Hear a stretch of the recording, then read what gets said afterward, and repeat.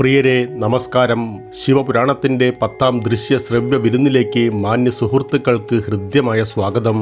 ശിവപുരാണത്തിന്റെ 3ാം അധ്യായമായ ശത്രുത സംഹിതയുടെ 23ാം ഭാഗം മുതൽ 4ാം അധ്യായമായ കോടിരുദ്ര സംഹിതയുടെ 3ാം ഭാഗം വരെ ഈ വീഡിയോയിൽ ഉൾപ്പെടുത്തുന്നു.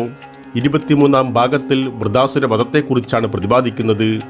ഒരിക്കൽ ദേവന്മാർ വൃതാസുരനാൽ പരാജിതരായപ്പോൾ അവരുടെ ആയുധങ്ങൾ ദിതീജി മുനിയുടെ ആശ്രമത്തിൽ ഒളിപ്പിച്ച ശേഷം ബ്രഹ്മാവിനെ സമീപിച്ചു. വൃത്രാസുരനെ എങ്ങനെ വധിക്കുവാനാകുമെന്ന് വെളിപ്പെടുത്തുവാൻ അവർ ബ്രഹ്മാവിനോട് അഭ്യർത്ഥിക്കുന്നു. ശിവന്റെ അനുഗ്രഹത്താൽ ദിതീജിയുടെ അസ്ഥികൾ ഇന്ദ്രന്റെ വജ്രത്തേക്കാൾ കടുപ്പമുള്ളതായതിനാൽ ദിതീജി മഹർഷിയുടെ അസ്ഥികളിൽ നിന്ന് വജ്രമെന്ന ആയുധമുണ്ടാക്കുവാൻ ബ്രഹ്മാവ് ദേവന്മാരെ ഉപദേശിച്ചു. അങ്ങനെ എല്ലാ ദേവന്മാരും ബൃഹസ്പതിയുടെ നേതൃത്വത്തിൽ ദിതീജിയുടെ ആശ്രമത്തിലേക്ക് പോയി.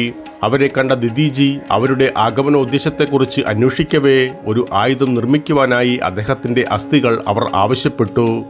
ദിതീജി യോഗശക്തിയാൽ സ്വന്തം ജീവൻ ത്യജിച്ചു. ഇന്ദ്രൻ കാമധേനുവിനോട് ദിതീജി മഹർഷിയുടെ ശരീരത്തിൽ നിന്ന് അസ്ഥികൾ വേർതിരിച്ചെടുക്കുവാൻ നിർദ്ദേശിക്കുന്നു. ആ അസ്ഥികൾ ത്വസ്തർക്ക് വജ്രായുധം നിർമ്മിക്കുവാൻ കൈമാറി. ത്വസ്തർ അസ്ഥികൾ വിശ്വകർമാവിന്റെ അടുത്തേക്ക് കൊണ്ടുപോവുകയും ഒടുവിൽ അവ കൊണ്ട് വിശ്വകർമാവ് വജ്രായുധം നിർമ്മിക്കുകയും ചെയ്തു. ഈ ആയുധം ഉപയോഗിച്ചാണ് ഇന്ദ്രൻ വൃത്രാസുരനെ വധിച്ചത്. ദിതീജിയുടെ പത്നിയായ സുവർച്ച ദേവന്മാരുടെ വിശ്വാസവഞ്ചനാപരമായ തന്ത്രപ്രവൃത്തികളെക്കുറിച്ച് അറിഞ്ഞപ്പോൾ അവരെ മൃഗങ്ങളായി തീരുവാൻ ശപിച്ചു. അർബുദാജൽ പർവ്വതത്തിൽ അഹൂക്കൻ എന്നൊരു സന്യാസി താമസിച്ചിരുന്നു. അദ്ദേഹത്തിന്റെ പത്നി അഹൂകയായിരുന്നു. ഇരുവരും പരമശിവന്റെ പരമഭക്തരായിരുന്നു. ഒരിക്കൽ അവരുടെ ഭക്തി പരീക്ഷിക്കാൻ ആഗ്രഹിച്ചുകൊണ്ട് ഭഗവാൻ ശിവൻ ഒരു സന്യാസിയുടെ വേഷം ധരിച്ച് അവരുടെ മുൻപിൽ പ്രത്യക്ഷപ്പെട്ടു. അഹൂക്കൻ അതിഥിയെ ആദരിക്കുകയും നല്ല രീതിയിൽ പരിചരിക്കുകയും ചെയ്തു. രാത്രി ആയതോടെ രാത്രി മുഴുവൻ അഭയം നൽകുവാൻ സന്യാസി അവരോട് അഭ്യർത്ഥിച്ചു. സ്വന്തം കുടിലിൽ ഒരേ സമയം 2 പേർക്ക് മാത്രമേ താമസിക്കുവാൻ സൗകര്യമുള്ളൂ എന്നതിനാൽ അഹൂക്കൻ നിസ്സഹായത പ്രകടിപ്പിക്കുന്നു. എന്നാൽ കൈകൾ കൂപ്പിക്കൊണ്ട് പത്നി ഇടപെട്ട് ഭർത്താവിനോട് കുടിലിന്റെ പുറത്ത് ശയിക്കുവാൻ അഭ്യർത്ഥിക്കുന്നു. കാരണം ആതിഥ്യം തെളിയിക്കുവാനുള്ള ഈ അവസരം നഷ്ടപ്പെടുത്തുന്നത് അവരുടെ ഭാഗത്തു നിന്നുണ്ടാകുന്ന അനുചിതമായിരിക്കും. യഥാർത്ഥത്തിൽ ശിവനായ സന്യാസി അഹൂക്കന്റെ പത്നിയോടൊപ്പം കുടിലിന്റെ ഉള്ളിൽ ഉറങ്ങി. അഹൂക്കൻ കുടിലിന് പുറത്തും കിടന്നുറങ്ങി. നിർഭാഗ്യവശാൽ അഹൂക്കൻ ഉറങ്ങിക്കിടക്കവേ ഒരു കാട്ടുമൃഗത്താൽ കൊല്ലപ്പെട്ടു. രാവിലെ ഉണർന്നപ്പോൾ അഹൂക്കൻ മരിച്ചതറിഞ്ഞതോടെ ശിവന്റെ ഹൃദയം ദുഃഖത്താൽ കഷ്ടതകൾ അനുഭവിച്ചു. എന്നാൽ ഒരു മഹത്തായ ലക്ഷ്യത്തിനായി ജീവൻ ത്യജിച്ച എൻ്റെ ഭർത്താവിനെക്കുറിച്ച് അഭിമാനമുണ്ടെന്ന് പറഞ്ഞുകൊണ്ട് അഹൂക്ക ശിവനെ ആശ്വസിപ്പിച്ചു. ഭർത്താവിൻ്റെ മരണത്തിലെ ദുഃഖം കാരണം കത്തുന്ന ചിതയിൽ ചാടി ജീവൻ ത്യജിക്കാൻ അവൾ തീരുമാനിക്കുന്നു. ഉടൻ തന്നെ ഭഗവാൻ ശിവൻ യഥാർത്ഥ രൂപത്തിൽ പ്രത്യക്ഷപ്പെട്ട് അവളെ അനുഗ്രഹിച്ചുകൊണ്ട് പറഞ്ഞു, അടുത്ത ജന്മത്തിൽ നിങ്ങളുടെ ഭർത്താവ് ഒരു രാജകുടുംബത്തിൽ ജനിക്കും. അദ്ദേഹം നളൻ എന്ന പേരിൽ പ്രശസ്തനാകും. നിങ്ങൾ വിദർഭ രാജാവായ ഭീമന്റെ മകൾ ദമയന്തിയായി ജനിക്കും. ഞാൻ ഒരു ഹംസത്തിന്റെ രൂപത്തിൽ അവതരിച്ച് നിങ്ങളെ 2 പേരെയും ഒന്നിപ്പിക്കാൻ സഹായിക്കും. ഈ ലോകത്തിലെ എല്ലാ സുഖങ്ങളും ആസ്വദിച്ച ശേഷം നിങ്ങൾ ഇരുവരും സ്വർഗീയസ്ഥരാകും. ഇത്രയും പറഞ്ഞതിന് ശേഷം ശിവൻ സ്വയം സ്ഥാവര ലിംഗമായി പ്രതിഷ്ഠിച്ചു. ആ ലിംഗം പിന്നീട് അജലേശ്വര ലിംഗം എന്നറിയപ്പെട്ടു. ഇക്ഷ്വാകുവിന്റെ പിൻഗാമിയായ ശ്രദ്ധാദേവന്റെ 9ാം വംശത്തിലാണ് നാഭാഗൻ എന്ന രാജാവ് ജനിച്ചത്. അംബരീഷ രാജാവിന്റെ മുത്തച്ഛനായിരുന്നു നാഭാഗൻ. കുട്ടിക്കാലത്ത് നാഭാഗൻ വിദ്യാഭ്യാസത്തിനായി കൊട്ടാരം വിട്ട് ഗുരുകുലത്തിലേക്ക് പോയി. അദ്ദേഹത്തിന്റെ അഭാവത്തിൽ സഹോദരന്മാർ രാജ്യത്തിന്റെ സമ്പത്ത് പരസ്പരം വീതിച്ചു. ഗുരുകുല വിദ്യാഭ്യാസം പൂർത്തിയാക്കി സ്വഭവനത്തിലേക്ക് മടങ്ങിയ നാഭാഗൻ സഹോദരന്മാരിൽ നിന്ന് സ്വത്തിന്റെ വിഹിതം ആവശ്യപ്പെട്ടു. സമ്പത്ത് വീതം വയ്ക്കുന്ന സന്ദർഭത്തിൽ അവൻ ഇല്ലാതിരുന്നതിനാൽ വിഹിതം നിശ്ചയിക്കാൻ മറന്നുപോയെന്ന് സഹോദരന്മാർ അവനോട് പറഞ്ഞു. തുടർന്നവർ അവരുടെ പിതാവിനെ സന്ദർശിക്കുവാൻ ഉപദേശിച്ചു. നാഭാഗൻ പിതാവിന്റെ അടുക്കൽ ചെന്ന് അതേ അപേക്ഷ സമർപ്പിക്കുന്നു. ഒരു യാഗം നടത്താൻ പരിശ്രമിച്ചു കൊണ്ടിരിക്കുന്ന അംഗ്രസമുനിയുടെ അടുത്തേക്ക് പോകുവാൻ പിതാവ് അപ്പോൾ ഉപദേശിച്ചു. എന്നാൽ അദ്ദേഹത്തിന്റെ ആസക്തി മൂലം അംഗ്രസമുനിയെ സന്ദർശിക്കുവാൻ നാഭാഗന്റെ മനസ്സനുവദിച്ചില്ല. പോയി നീ ആശയ സംവാദത്തിനാൽ അദ്ദേഹത്തിന്റെ ആസക്തി ഇല്ലാതാക്കുവാൻ ശ്രമിക്കുക. അങ്ങനെ ചെയ്യുന്നതിന് നിമിത്തം അംഗ്രസമുനി നിന്നിൽ സന്തുഷ്ടനാകുന്നതോടെ യാഗം പൂർത്തിയായതിനു ശേഷം ശേഷിക്കുന്ന എല്ലാ സമ്പത്തും നിനക്ക് നൽകും എന്നപ്പോൾ നാഭാഗന്റെ പിതാവ് ഉപദേശിക്കുന്നു. നാഭാഗൻ അതുപോലെ പ്രവർത്തിച്ചു. അംഗ്രസമുനി യാഗം നടത്തുന്ന സ്ഥലത്തേക്ക് അദ്ദേഹം പോയി. എന്നിട്ട് അംഗിരസമുനിയോട് മതപരമായ ഗുണങ്ങളെക്കുറിച്ച് സംവദിച്ചു. അതിൻ്റെ ഫലമായി അദ്ദേഹം എല്ലാത്തരം ആസക്തികളിൽ നിന്നും മുക്തനായിക്കൊണ്ട് യാഗം വിജയകരമായി പൂർത്തിയാക്കി. നാഭാഗന്റെ ധർമ്മത്തെക്കുറിച്ചുള്ള അറിവിൽ അംഗിരസൻ വളരെയധികം സന്തുഷ്ടനായി. യാഗത്തിൻ്റെ അവശേഷിച്ച മുഴുവൻ സമ്പത്തും അദ്ദേഹം നാഭാഗന് നൽകി. അപ്പോഴാണ് ശിവൻ കൃഷ്ണദർശന അവതാരത്തിൽ അവിടെ എത്തിയത്. ആ സമ്പത്ത് നാഭാഗന് ദാനം ചെയ്യുന്നതിൽ നിന്ന് അംഗരസമുനിയെ തടയാൻ ശ്രമിക്കുകയും ഒപ്പം അതിലെ സ്വന്തം അവകാശവാദം ഉന്നയിക്കുകയും ചെയ്തു. ആ സമ്പത്ത് അംഗരസമുനി എനിക്ക് നൽകിയതിനാൽ അത് സ്വാഭാവികമായും എൻ്റേതാണെന്ന് നാഭാഗൻ ശിവനോട് വാദിച്ചു. അതിലെ യാഥാർത്ഥ്യം തിരിച്ചറിയുവാൻ ശിവൻ നാഭാഗനെ പിതാവായ ശ്രദ്ധദേവന്റെ അടുത്തേക്ക് അയച്ചു. പിതാവിൻ്റെ അഭിപ്രായമറിയാൻ നാഭാഗൻ ശ്രദ്ധദേവന്റെ അടുത്തേക്ക് പോയി. ആ സമ്പത്തിനുമേൽ അവകാശവാദം ഉന്നയിക്കുവാനുള്ള ഏക അവകാശി ശിവൻ മാത്രമാണെന്ന് ശ്രദ്ധാദേവൻ പുത്രനെ അറിയിച്ചു. കാരണം യഥാർത്ഥത്തിൽ ഏതൊരു യാഗവും കഴിഞ്ഞതിനു ശേഷം അവശേഷിക്കുന്നതെല്ലാം ശിവന് മാത്രമുള്ളതാണെന്ന് പിതാവ് പുത്രനെ ബോധിപ്പിച്ചു. ആ അറിവിൽ നാഭാഗൻ തൃപ്തനായി. അദ്ദേഹം ശിവന്റെ അടുക്കിലേക്ക് മടങ്ങിപ്പോയി പിതാവിൽ നിന്ന് അറിഞ്ഞതെല്ലാം പറഞ്ഞു. അതിനുശേഷം ശിവനെ സ്തുതിക്കുകയും ആരാധിക്കുകയും ചെയ്യുന്നു. ശിവൻ നാഭാഗനെ അനുഗ്രഹിച്ചു. അത് നാഭാഗന് മോക്ഷം നേടാൻ സഹായിക്കുന്നു. വിദർഭ ഭരിച്ച സത്യരഥൻ എന്നൊരു രാജാവുണ്ടായിരുന്നു. ഒരിക്കൽ അയൽക്കാരനായ ഒരു ഭരണാധികാരി അദ്ദേഹത്തെ ആക്രമിക്കുന്നു. ആ യുദ്ധത്തിൽ സത്യരഥൻ കൊല്ലപ്പെട്ടു. അദ്ദേഹത്തിൻ്റെ പത്നി ജീവരക്ഷാർത്ഥം കാട്ടിൽ അഭയം തേടി ഒളിച്ചു. ആ സന്ദർഭത്തിൽ അവർ ഗർഭിണിയായിരുന്നു. ഒരു കുളക്കരയിൽ വെച്ചവൾ കുഞ്ഞിനെ പ്രസവിച്ചു. പ്രസവാനന്തരം ദാഹം തോന്നിയപ്പോൾ ദാഹശമനത്തിനായി കുളത്തിലേക്ക് ഇറങ്ങിയപ്പോൾ നിർഭാഗ്യവശാൽ ആ കുളത്തിൽ താമസിച്ചിരുന്ന മുതലയ്ക്ക് അവൾ ഭക്ഷണമായി. വിശന്ന കുട്ടി കരയുവാൻ തുടങ്ങി. ആ സന്ദർഭത്തിൽ 1 വയസ്സ് പ്രായമുള്ള ഒരു കുട്ടിയുമായി ഒരു യാചക സ്ത്രീ അവിടെ എത്തി. വിശന്നു വരയുന്ന കുട്ടിയെ കണ്ട അവളുടെ ഹൃദയം കരുണയാൽ നിറഞ്ഞെങ്കിലും അവനെ മടിയിൽ എടുക്കുവാൻ മടിച്ചു. അപ്പോൾ തന്നെ ശിവൻ ഒരു യാചകന്റെ രൂപത്തിൽ പ്രത്യക്ഷപ്പെട്ട് ആ അനാഥ കുട്ടിയെ വളർത്താൻ ഉപദേശിക്കുന്നു. ഭിക്ഷക്കാരിയായ സ്ത്രീ യാചകനോട് ആ കുട്ടിയുടെ ഉത്ഭവത്തെക്കുറിച്ച് അന്വേഷിച്ചു. ഈ കുട്ടിയുടെ പിതാവായ സത്യരഥൻ മുൻജന്മത്തിൽ പ്രദോഷവ്രതം പൂർത്തിയാക്കിയിട്ടില്ല എന്ന് ശിവൻ അവളെ അറിയിച്ചു. ശത്രുവിൻ്റെ തല വെട്ടിമാറ്റാൻ അദ്ദേഹം സ്വന്തം ആളുകളോട് കൽപ്പിക്കുകയും അതിനുശേഷം കുളിച്ച് ശുദ്ധി വരുത്താതെ തന്നെ ഉപവാസം അവസാനിപ്പിക്കുകയും ചെയ്തു. തൽഫലമായി സത്യരഥന് അടുത്ത ജന്മത്തിൽ ഒരു അകാല മൃത്യു സംഭവിച്ചു. ഈ അനാഥ കുട്ടിയുടെ അമ്മയും ഭർത്താവിൻ്റെ സഹഭാര്യയെ വഞ്ചനാപരമായി കൊലപ്പെടുത്തി പാപം ചെയ്തു. അതിൻ്റെ ഫലമായി അടുത്ത ജന്മത്തിൽ ഒരു മുതല അവളെ വിഴുങ്ങി. ഈ കുട്ടി മുൻജന്മത്തിൽ ബ്രാഹ്മണനായിരുന്നു. എന്നിട്ട് പോലും അവൻ മതപരമോ പുണ്യകരമോ ആയ പ്രവൃത്തികളിൽ ഏർപ്പെട്ടിരുന്നില്ല. അതിനാൽ അടുത്ത ജന്മത്തിൽ അവൻ ഒരു രാജകുടുംബത്തിൽ ജനിച്ചെങ്കിലും ദരിദ്രനായി തന്നെ തുടർന്നു. ഈ കുട്ടിയെ നിങ്ങൾ നിങ്ങളുടെ നിയന്ത്രണത്തിൽ വളർത്തണം. അവൻ്റെ പുണ്യകർമ്മം പൂർത്തിയായ ശേഷം നിങ്ങൾ അവനെ ശിവന്റെ ഭക്തിയിൽ ഉൾപ്പെടുത്തണം. നിങ്ങൾ എൻ്റെ കൽപ്പന അനുസരിക്കുന്നില്ലെങ്കിൽ അത് നിങ്ങളുടെ സ്വന്തം കുട്ടിയുടെ മോക്ഷത്തിന് നല്ലതല്ല. ഇത്രയും പറഞ്ഞുകൊണ്ട് ശിവൻ അപ്രത്യക്ഷനായി. യാചകയായ ആ സ്ത്രീ ആ കുട്ടിയെ സ്വന്തം ഭവനത്തിലേക്ക് കൊണ്ടുപോയി വളരെയധികം സ്നേഹത്തോടെയും കരുതലോടെയും വളർത്തി. അവൻ വളർന്നപ്പോൾ അവൻ്റെ പുണ്യകർമ്മം നിർവഹിച്ചു. തുടർന്നവൻ ശിവഭക്തിയിൽ വഴി നടന്നു. ശിവന്റെ അനുഗ്രഹത്താൽ സത്യരഥന്റെ മകൻ ഒരു കുളത്തിൽ കുളിക്കുന്നതിനിടെ സ്വർണം നിറഞ്ഞ ഒരു കുടം കണ്ടെത്തുന്നു. അതോടെ യാചക കുടുംബം വളരെയധികം സമ്പന്നമായി. കാട്ടിലൂടെയുള്ള യാത്രക്കിടെ അവൻ ഒരു ഗന്ധർവ രാജകുമാരിയെ കണ്ടുമുട്ടി. ഒടുവിൽ അവൻ അവളെ വിവാഹം കഴിച്ചു. ആ വഴിയിൽ ഒരു രാജാവുമായി. അമ്മയോടും സഹോദരനോടുമൊപ്പം സന്തോഷത്തോടെ ജീവിച്ചു. വ്യാഘ്രപാത മഹർഷിയുടെ പുത്രനായ ഉപമന്യു ചെറുപ്പം മുതൽക്കേ അവൻ്റെ അമ്മാവൻ്റെ വീട്ടിലാണ് വളർന്നത്. ഒരു ദിവസം വിശന്നപ്പോൾ അമ്മ കുടിക്കുവാൻ അവന് പാൽ കൊടുത്തു. അതവൻ്റെ വിശപ്പടക്കാൻ പര്യാപ്തമായിരുന്നില്ല. കൂടുതൽ ആവശ്യപ്പെട്ടുകൊണ്ടവൻ കരയുവാൻ തുടങ്ങി. വീട്ടിൽ പാൽ അവശേഷിക്കുന്നില്ലെന്ന് കണ്ട അമ്മ വെള്ളത്തിൽ കുറച്ച് ഗോതമ്പ് പൊടി കുഴച്ച് കുടിക്കാൻ കൊടുത്തു. രുചി വ്യത്യാസത്തിനാൽ ഉപമന്യു ഇത് പാലല്ല മറ്റെന്തോ ആണെന്ന് പറഞ്ഞ് വീണ്ടും വിലപിക്കുവാൻ തുടങ്ങി. പാൽ വേണമെങ്കിൽ ശിവനോട് പ്രാർത്ഥിക്കണമെന്ന് അമ്മ അവനെ ഓർമ്മിപ്പിച്ചു. കാരണം പാൽ ലഭ്യമാക്കുവാൻ അദ്ദേഹത്തിന് മാത്രമേ കഴിയൂ.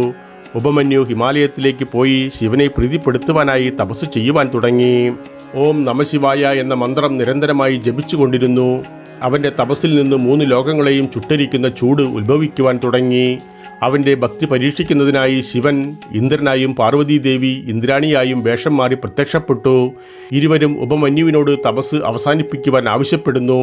നിന്റെ ഭക്തിയിൽ ഞങ്ങൾ ഇരുവരും അത്യധികം സന്തുഷ്ടരാണ്. ശിവനെ ആരാധിക്കുന്നത് നിർത്തുക. നിന്റെ എല്ലാ ആഗ്രഹങ്ങളും ഞങ്ങൾ നിറവേറ്റിത്തരാം. ഇന്ദ്രനും ഇന്ദ്രാണിക്കും അവൻ്റെ തപസ് തടയുവാനായില്ല. അവർ അകാരണമായി ശിവനെ ശപിക്കുകയും ചെയ്തു. അതിൽ കോപാകുലനായ ഉപമന്യു പീഡകനായ ഇന്ദ്രനെ ആക്രമിക്കുവാൻ എഴുന്നേറ്റു. അവൻ്റെ സമ്പൂർണ്ണ സമർപ്പണത്തിലും ഭക്തിയിലും ശിവനും പാർവതിയും സന്തുഷ്ടരായി. അവർ അവരുടെ യഥാർത്ഥ വ്യക്തിത്വം വെളിപ്പെടുത്തുകയും ഉപമന്യുവിനെ അനുഗ്രഹിക്കുകയും ചെയ്തു. പാർവതിയോടൊപ്പം അവൻ്റെ ആശ്രമത്തിൻ്റെ പരിസരത്ത് എന്നേക്കും ഉണ്ടായിരിക്കുമെന്ന് ശിവൻ ഉപമന്യുവിന് വാഗ്ദാനം നൽകി. ഉപമന്യു സ്വഭവനത്തിലേക്ക് മടങ്ങി സംഭവിച്ചതെല്ലാം അമ്മയോട് വിവരിച്ചു. അവർക്കതിൽ ആത്മസംതൃപ്തി. ഇന്ദ്രന്റെ വേഷത്തിൽ പ്രത്യക്ഷപ്പെട്ടതിനാലാണ് ശിവന് സുന്ദരേശ്വരൻ എന്ന പേര് ലഭിച്ചത്. ചൂതാട്ടത്തിൽ യുധിഷ്ഠിരന് മുഴുവൻ രാജ്യവും നഷ്ടപ്പെട്ടതിന് ശേഷം പാണ്ഡവർ ദ്രൗപദിയോടൊപ്പം ദൈതവനത്തിലേക്ക് പോയി. വൈലോത്ര സൂര്യൻ ദാനം ചെയ്ത ഒരു സ്ഥലത്ത് അവർ താമസിക്കുവാൻ തുടങ്ങി. പാണ്ഡവരെ പീഡിപ്പിക്കുവാനായി ദുര്യോധനൻ ദുർവാസാവ് മുനിയെ പ്രേരിപ്പിച്ചു. ദുർവാസാവ് ആയിരക്കണക്കിന് ശിഷ്യന്മാരോടൊപ്പം പാണ്ഡവർ താമസിച്ചിരുന്ന സ്ഥലത്തേക്ക് പോയി. അദ്ദേഹം പാണ്ഡവരോട് ഭക്ഷണം ആവശ്യപ്പെട്ടു. ആയിരക്കണക്കിന് വ്യക്തികളുടെ വിശപ്പ് എങ്ങനെ പാണ്ഡവരാൽ ശമിപ്പിക്കുവാൻ കഴിയും? ഭഗവാൻ കൃഷ്ണൻ അവരെ രക്ഷിക്കുവാൻ എത്തുകയും അവരുടെ ദുരിതത്തിൽ നിന്ന് രക്ഷിക്കുകയും ചെയ്തു.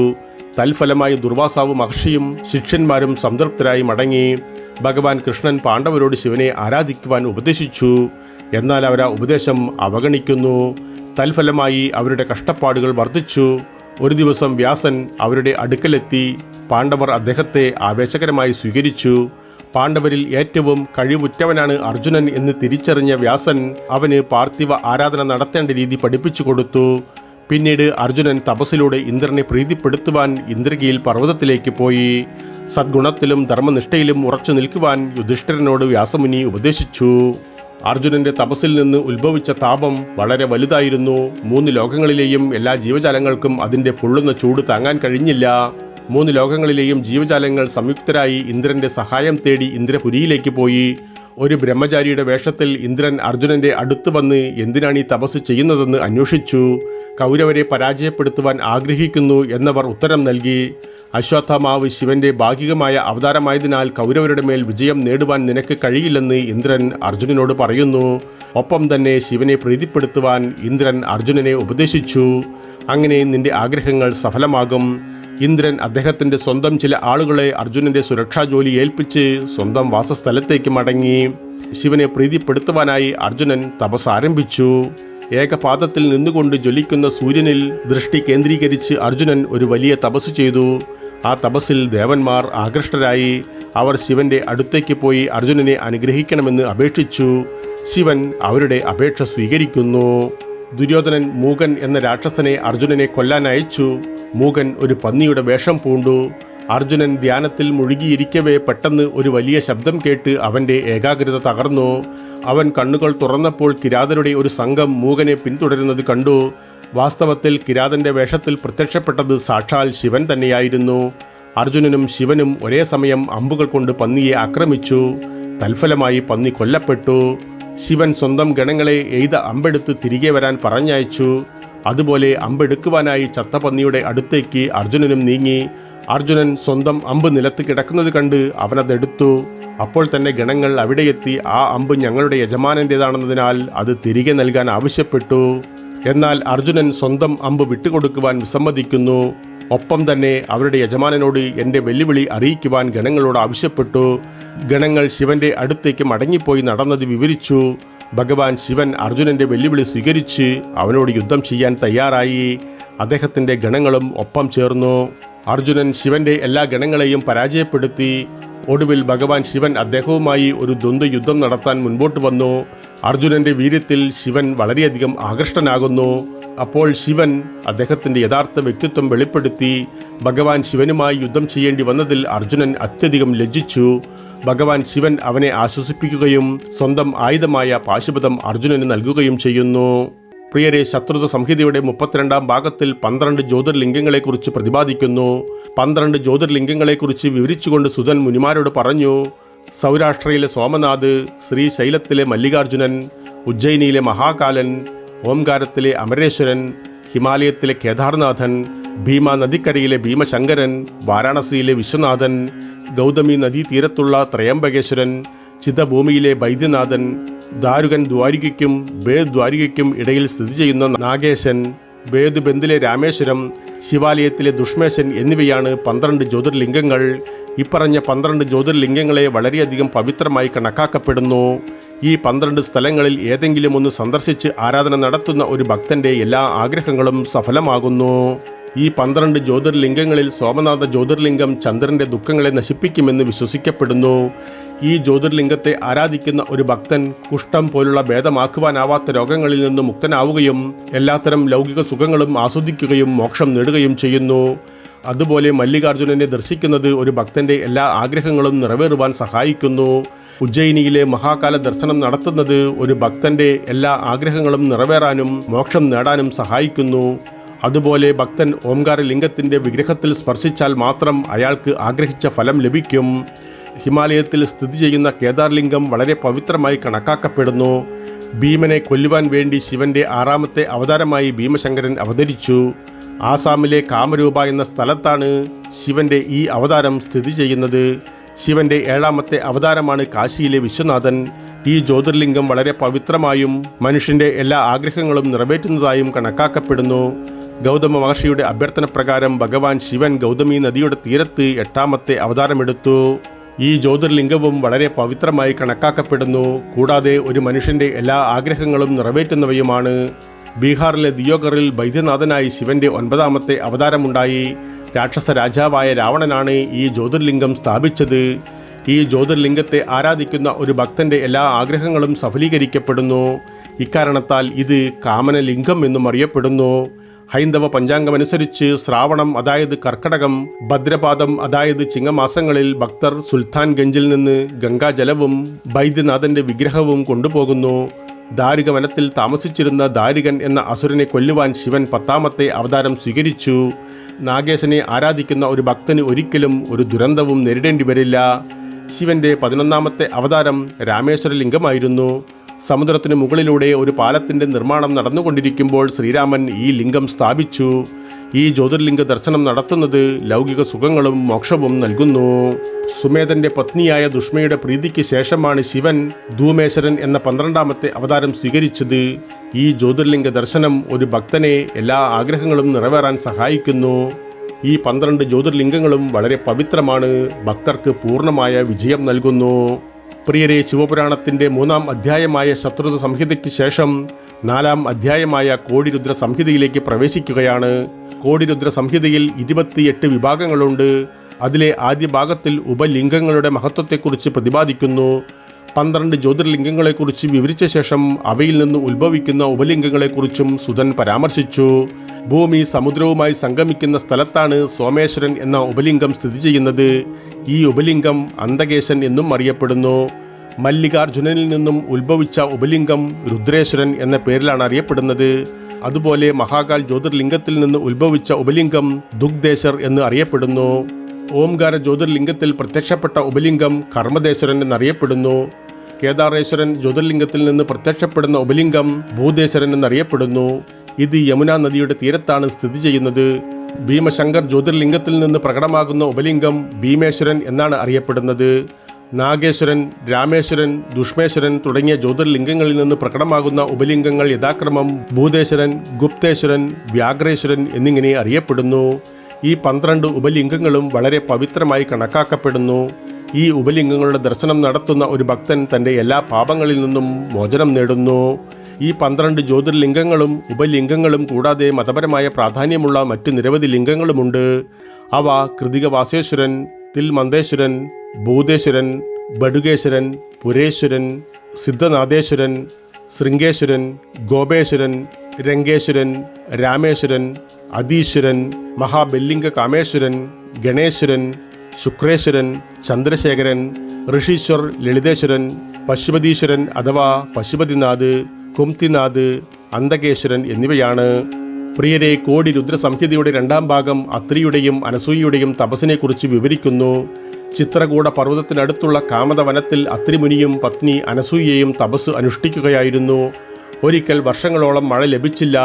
അതിൻ്റെ ഫലമായി ആ പ്രദേശത്ത് താമസിച്ചിരുന്ന ആളുകൾ കടുത്ത വരൾച്ചയെ നേരിട്ടു. അനസൂയ ഭർത്താവിനോട് ജനങ്ങളെ ബുദ്ധിമുട്ടുകളിൽ നിന്നും രക്ഷിക്കാൻ അഭ്യർത്ഥിച്ചു. അതിനായി അത്രിമുനി ധ്യാനത്തിൽ മുഴുകി. ശിഷ്യന്മാർ ഓരോരുത്തരായി അദ്ദേഹത്തെ ഉപേക്ഷിക്കുന്നു. അനസൂയ മാത്രം അദ്ദേഹത്തോടൊപ്പം അവശേഷിച്ചു. പാർത്ഥിവ ലിംഗങ്ങളെ ആരാധിച്ചും ധ്യാനത്തിൽ മുഴുകിയിരുന്ന അത്രിയെ പ്രദക്ഷിണം ചെയ്തും അവൾ ദിവസങ്ങൾ ചിലവഴിച്ചു. മഴ പെയ്യുന്നതുവരെ ഒരു കഷ്ണം ഭക്ഷണം പോലും കഴിക്കില്ലെന്ന് അവൾ ശപഥം ചെയ്തിരുന്നു. എല്ലാ ദേവന്മാരും അവരുടെ തപസ്സിൽ സന്തുഷ്ടരായി. ഇരുവരും തപസ് ചെയ്തിരുന്നിടത്തേക്ക് അവർ ആഗതരാവുന്നു. അനുഗ്രഹങ്ങൾ നൽകിയ ശേഷം മടങ്ങിപ്പോയി. ശിവനും ഗംഗാനദിയും അവരുടെ അടുക്കൽ താമസിച്ചു. അതിനാൽ തന്നെ 54 വർഷക്കാലം മഴ പെയ്തില്ല. അത്രിമുനിയും അനസൂയയും തപസ് തുടർന്നു. തപസ് ചെയ്യുന്നതിനിടെ അത്രി മുനിക്ക് ദാഹം തോന്നി. അനസൂയയോട് വെള്ളം കൊണ്ടുവരുവാൻ ആവശ്യപ്പെട്ടു. ഒരു കമണ്ഡലവുമെടുത്ത് അനസൂയ വെള്ളം അന്വേഷിച്ചു പോയി. പക്ഷേ എവിടെയും കണ്ടെത്തുവാനായില്ല. ഗംഗ അവരുടെ മുന്നിൽ പ്രത്യക്ഷപ്പെട്ടുകൊണ്ട് പറഞ്ഞു, എനിക്ക് നിന്നിൽ വളരെയധികം സന്തോഷമുണ്ട്. നിങ്ങൾക്ക് ഇഷ്ടമുള്ളത് എന്തും എന്നോട് ആവശ്യപ്പെടാം. അനസൂയ ഭർത്താവിന് വേണ്ടി ഒരു കമണ്ഡലു നിറയെ വെള്ളം മാത്രമേ ആവശ്യപ്പെട്ടുള്ളൂ. ഗംഗ അവരോട് ഒരു കുഴി കുഴിക്കുവാൻ ആവശ്യപ്പെട്ടു. കുഴിക്കൽ പൂർത്തിയായപ്പോൾ ഗംഗ അതിലേക്ക് കയറി. അനസൂയ തൻ്റെ കമണ്ഡലുവിൽ ആ കുഴിയിലെ വെള്ളമെടുത്ത് നിറച്ച് ദാഹിക്കുന്ന ഭർത്താവിൻ്റെ അടുത്തേക്ക് മടങ്ങി. ദാഹം ശമിപ്പിച്ച ശേഷം അനസൂയയോട് വെള്ളം എവിടെ നിന്നാണ് ലഭിച്ചതെന്ന് അത്രി അന്വേഷിച്ചു. അനസൂയ നടന്നത് മുഴുവൻ വിശദീകരിക്കുന്നു. ഇരുവരും ചേർന്ന് ഗംഗയെ കണ്ടുമുട്ടിയ സ്ഥലത്തേക്ക് പോയി. ഇരുവരും ഗംഗയോട് അവിടെ തന്നെ താമസിക്കുവാൻ അഭ്യർത്ഥിച്ചു. 1 വർഷം ശിവനെ ആരാധിക്കുന്നതിലൂടെ അവളുടെ ഭർത്താവ് നേടിയ എല്ലാ പുണ്യങ്ങളും അനസൂയ ദാനം ചെയ്യണമെന്ന വ്യവസ്ഥയിൽ ഗംഗ അവിടെ തന്നെ തുടരുവാൻ സമ്മതിച്ചു. ഒരു മടിയും കൂടാതെ അനസൂയ എല്ലാ പുണ്യങ്ങളും ദാനം ചെയ്തു. അവരുടെ ദാനശീലങ്ങൾ ഭഗവാൻ ശിവനെ സന്തുഷ്ടനാക്കി. അദ്ദേഹം അവരുടെ മുൻപാകെ പ്രത്യക്ഷപ്പെട്ടു. അദ്ദേഹത്തെ സ്തുതിച്ച ശേഷം പാർവതിയോടൊപ്പം എൻ്റെ ആശ്രമത്തിൽ താമസിക്കുവാൻ ശിവനോട് അത്രി അഭ്യർത്ഥിച്ചു. ഭഗവാൻ ശിവനതിന് സമ്മതിക്കുന്നു. ഗംഗയും അവരോടൊപ്പം താമസിച്ചു.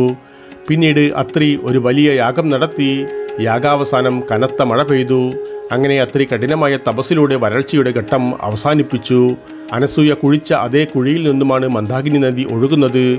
അക്കാലത്ത് അനസൂയ ആരാധിക്കുന്ന ശിവലിംഗമാണ് പിന്നീട് അത്രീശ്വരലിംഗം എന്നറിയപ്പെടാൻ തുടങ്ങിയത്. പ്രിയരെ, ശിവപുരാണത്തിൻ്റെ 10ാം ഭാഗം ഇവിടെ നിർത്തുകയാണ്. 11ാം ഭാഗത്തിൽ വീണ്ടും കണ്ടുമുട്ടാം. ഇപ്പോൾ നന്ദി, നമസ്കാരം.